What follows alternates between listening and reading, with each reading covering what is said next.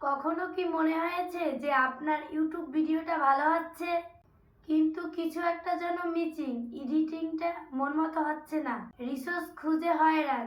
চিন্তা নেই, আজকের ভিডিওটা হতে যাচ্ছে আপনার জন্য সমাধান। আজকের ভিডিওতে আপনারা পেয়ে যাবেন 50+ সাউন্ড ইফেক্ট।